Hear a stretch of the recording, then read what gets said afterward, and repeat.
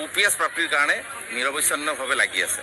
প্ৰথম কথাটো হ'ল কি, চৰকাৰী চাকৰিয়ালসকলে চৰকাৰৰ সকলো কাম কাজ সম্পূৰ্ণৰূপে কৰে, সমাজৰ হিতৰ কাৰণে কৰে, সমাজখন সঠিক ৰূপত ৰাখিবৰ কাৰণে কৰে।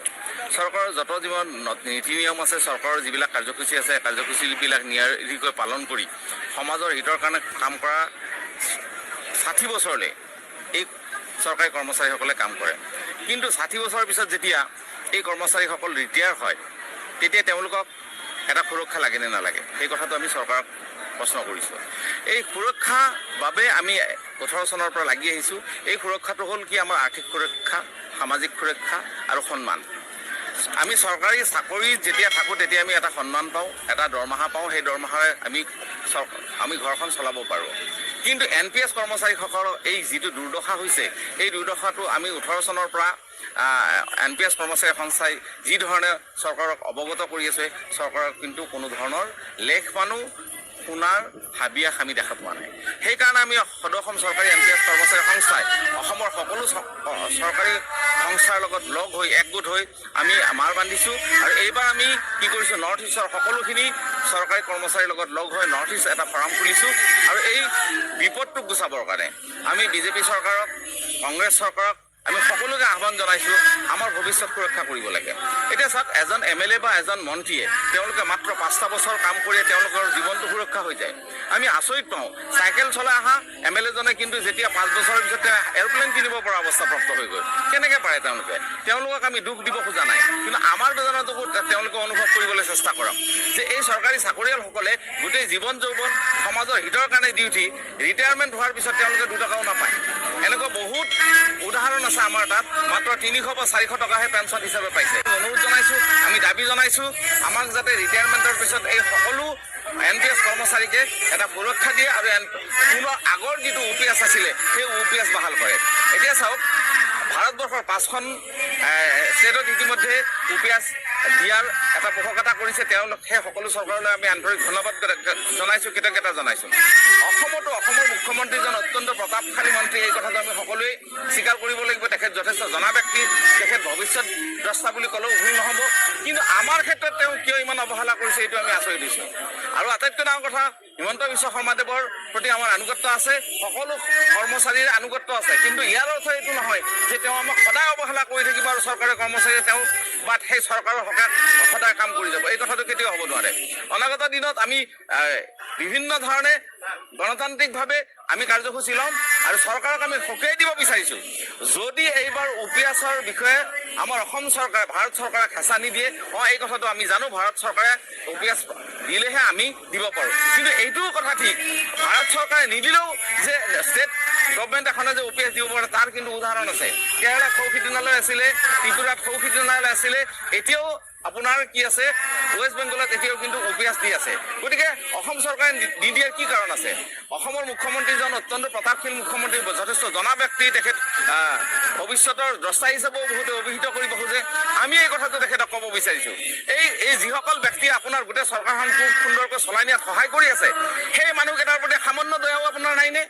যিসকল মানুহে জীৱন যৌৱন গোটেই শেষ কৰিছে, শেষত ৰিক্সা চলাবলৈ বাধ্য হৈছে, শেষত হাজিৰা কৰিবলৈ বাধ্য হৈছে, সেইসকলৰ প্ৰতি আপোনাৰ সাধাৰণ অসমৰ দৃষ্টি নাহেনে? গতিকে এইসকলে নহ'লে এটা সময়ত কিন্তু এই গোটেই চৰকাৰ তথা আপোনাক অভিশাপ দিব আৰু অভিশাপত আপুনি লিপ্ত হ'ব লাগিব। এই আমাৰ চাওক, আপোনালোকে জানি আচৰিত হ'ব যে আমাৰ অসমৰ আটাইতকৈ বেছিকৈ পেঞ্চন পোৱা মানুহজন হ'লে এজন প্ৰিন্সিপাল, যিজনলৈকে 2 লাখ 2.5 লাখ টকা দৰমহা পাইছিলে। তেওঁ আজি কি হৈছে, তেওঁ আজি এতিয়া কাম কৰিব লগা অৱস্থাত হৈছে, অৰ্থাৎ 6,000 টকা 6,500 টকা দৰমহা পায়, পেঞ্চন পায়। যিজন মানুহ 2.5 লাখ টকা দৰমহা পাইছিলে, যিজন মানুহ 2.5 লাখ টকা মাহিলী দৰমহা পাইছিলে, সেইজন মানুহ আজি 6,000 টকা জীৱনটো চলাব পাৰিব নেকি? অৱশেষত তেওঁলোকে কি কৰিব লগা হৈছে, বেলেগ কোম্পানীত কাম কৰিব লগা হৈছে। ইমান বেদনাদায়ক কথা এটা যদি আমাৰ মুখ্যমন্ত্ৰী মহোদয়ে যদি অনুভৱ কৰিব নোৱাৰে, ইমান বেদনাদায়ক কথা এটা যদি তেওঁ লক্ষ্য কৰিব নোৱাৰে, তেতিয়াহ'লে আমি ধিক্কাৰ দিওঁ। গতিকে আমি চাওক, আমি বিচাৰি আছিলোঁ এটা আমাৰ ভৱিষ্যত সুৰক্ষাৰ কাৰণে UPS, কিন্তু ভাৰত চৰকাৰ তথা ভাৰত চৰকাৰে পদানুক্ৰম অনুসৰণ কৰি অসম চৰকাৰে কি কৰিছে, UPS নামৰ এটা ভয়ানক ব্যৱস্থা কৰিছে। আমি আগতেও বাৰে বাৰে কৈছোঁ, NPS যদি চোৰ আছিলে, UPS এটা ডকাইতৰ ব্যৱস্থা হৈছে। আমাৰ যিখিনি পইচা জমা থাকে সেইখিনি পইচা তেওঁলোকে ঘূৰাই দিয়াৰ কোনো পোষকতা নাই UPSত। গতিকে আমাৰ যিখিনি জমা ধনখিনি সেইখিনি কাটি ৰাখি আকৌ পেঞ্চন দিয়াৰ যিটো ব্যৱস্থা কৰিছে সেই কথাটোত আমি কেতিয়াও কোনো কাৰণে মানি ল'ব নোৱাৰোঁ। আমি মুখ্যমন্ত্ৰী মহোদয়ক অনুৰোধ জনাইছোঁ, কাতৰভাৱে আহ্বান জনাইছোঁ, এইসকলৰ প্ৰতি আপুনি দৃষ্টি নিক্ষেপ কৰক। আপুনি যে সপোন দেখিছে পাঁচখন ৰাজ্যৰ ভিতৰত এখন কৰাৰ, সেই সপোনটো বাস্তৱায়িত কৰিবৰ কাৰণে হ'লে তেতিয়াহ'লে সকলো কৰ্মচাৰীকে আপুনি কি কৰিব লাগিব, ভৱিষ্যত সুৰক্ষা কৰিব লাগিব।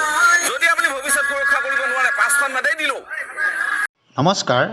উচ্চতম ন্যায়ালয়ৰ পৰা আহিছে গুৰুত্বপূৰ্ণ ৰায়, যাৰ ফলত ৱৰ্কচাৰ্ছ কণ্টেক্সুৱেল বা অস্থায়ী কৰ্মচাৰী পেঞ্চনৰ ক্ষেত্ৰত এক গুৰুত্বপূৰ্ণ ৰায়দান আহি পৰিছে আৰু সুখবৰ বুলি ক'ব লাগিব। উচ্চতম ন্যায়ালয়ে দিছে যে পেঞ্চনৰ পৰা বঞ্চিত কৰিব নোৱাৰিব অস্থায়ী কৰ্মচাৰীক।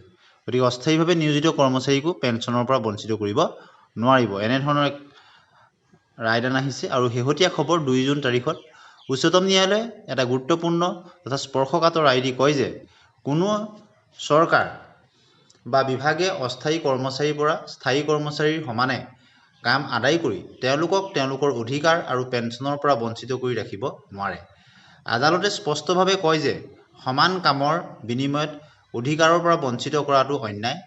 ৰাষ্ট্ৰ এক আদৰ্শ নিয়োগকৰ্তা আৰু তেওঁলোকে প্ৰশাসনিক অৱহেলাৰ বাবে কেইবা দশক সেৱা আগবঢ়োৱা কৰ্মচাৰীক অৱহেলিত হৈ থাকিবলৈ দিব নোৱাৰে। ন্যায়াধীশ সঞ্জয় কৰোল আৰু ন্যায়াধীশ AG মছিহকে লৈ গঠন কৰা এক বিচাৰপীঠে এই ৰায় দি এই সম্পৰ্কত পাটনা উচ্চ ন্যায়ালয়ে দিয়া এটা ৰায় খাৰিজ কৰে। পাটনা উচ্চ ন্যায়ালয়ে ডাক বিভাগৰ অস্থায়ী কৰ্মচাৰী হোৱা হেতুকে পেঞ্চনৰ সুবিধা দিবলৈ অস্বীকাৰ কৰিছিল আৰু উচ্চতম ন্যায়ালয়ে 2013 চনৰ এটা ঐতিহাসিক ৰায়ৰ বিষয়ে উল্লেখ কৰি কয় যে পেঞ্চন কোনো দান বা পুৰস্কাৰ নহয়, বৰং কৰ্মচাৰীৰ বছৰ বছৰ ধৰি কৰা শ্ৰমৰ এক উপাৰ্জন। গতিকে আদালতে সংবিধানৰ 300 অনুচ্ছেদৰ অধীনতো বহুখিনি কথা উল্লেখ কৰে, যাৰ সহায়ত অস্থায়ী কৰ্মচাৰীসকলে পেঞ্চন লাভ কৰাটো সহজ হৈ পৰিছে। আৰু তেওঁলোকে 300 অনুচ্ছেদৰ পৰা কয় যে পেঞ্চনৰ ক্ষেত্ৰত তেওঁলোকে কোনো বঞ্চিত কৰিব নোৱাৰিব। 300 অনুচ্ছেদৰ অধীনত পেঞ্চন সম্পত্তিৰ সমানে এক সাংবিধানিক অধিকাৰ বুলি উল্লেখ কৰে। বিভাগৰ অৱহেলা বা প্ৰশাসনিক বিফলতাৰ কাৰণে কোনো কৰ্মচাৰীক এই মৌলিক আৰু আইনী অধিকাৰৰ পৰা বঞ্চিত কৰিব নোৱাৰিব বা নিষ্ক্ৰিয় কৰিব নোৱাৰিব। গতিকে উচ্চতম ন্যায়ালয়ে 3 মাহৰ ভিতৰত এই অস্থায়ী কৰ্মচাৰীক পেঞ্চন দিয়াৰ ব্যৱস্থা কৰিবলৈ কঠোৰ নিৰ্দেশ দিয়ে। উচ্চতম ন্যায়ালয়ে কেন্দ্ৰীয় চৰকাৰক এই বুলি নিৰ্দেশ দিয়ে যে এনেধৰণৰ প্ৰাক্তন কৰ্মচাৰী বা তেওঁলোকৰ আইনী উত্তৰাধিকাৰী পেঞ্চন তথা অৱসৰৰ সময়ত পোৱা আন সুবিধাসমূহৰ হিচাপ নিকাচ কৰি 3 মাহৰ ভিতৰত সকলোখিনি পৰিশোধ কৰাৰ নিৰ্দেশনা দিয়ে। আদালতে লগতে সকিয়নি প্ৰদান কৰে যে এই ক্ষেত্ৰত যাতে কোনো ধৰণৰ অজুহাত দেখুৱাব নোৱাৰিব। গতিকে আইনী উত্তৰাধিকাৰী হওক বা পেঞ্চনাৰী হওক তেওঁলোকক 3 মাহৰ ভিতৰত সকলোখিনি পৰিশোধ কৰিবলৈ নিৰ্দেশ দিয়ে। আদালতে লগতে এই বুলি সকীয়াই দিয়ে যে সময়মতে ধন তথা সা সম্পত্তিৰ সুবিধাসমূহ যদি দিব নোৱাৰে তেতিয়াহ'লে বছৰি 6% হাৰত সুদ দিব লাগিব। আৰু ৰায়টোক উচ্চতম ন্যায়ালয়ৰ ডাক বিভাগৰ 1991 চনৰ এখন আঁচনিৰ কথাও তাত উল্লেখ কৰে। আৰু উল্লেখ কৰি 1991 চনৰ আঁচনিখনৰ কথা উল্লেখ কৰি কয় যে এই আঁচনিৰ অধীনত অস্থায়ী কৰ্মচাৰীসকলক ক্ৰমান্বয়ে নিয়মীয়া গ্ৰুপ ডি কৰ্মচাৰী পৰ্যায়লৈ অনাৰ লক্ষ্য লোৱা হৈছিল। গতিকে অৱশেষত উচ্চতম ন্যায়ালয়ৰ পৰা অস্থায়ী ৱৰ্কচাৰ্ছ মাষ্টাৰোল কৰ্মচাৰীসকলৰ কাৰণে পেঞ্চন লাভ বা অন্যান্য সুবিধাসমূহ লাভৰ ক্ষেত্ৰত এক ঐতিহাসিক ৰায় আহিছে। ইয়াৰ দ্বাৰা এই কৰ্মচাৰীসকল বা তেওঁলোকৰ পৰিয়াল উপকৃত হ'ব পাৰিব। এনেধৰণৰ খবৰৰ কাৰণে চেনেলটি ছাবস্ক্ৰাইব কৰি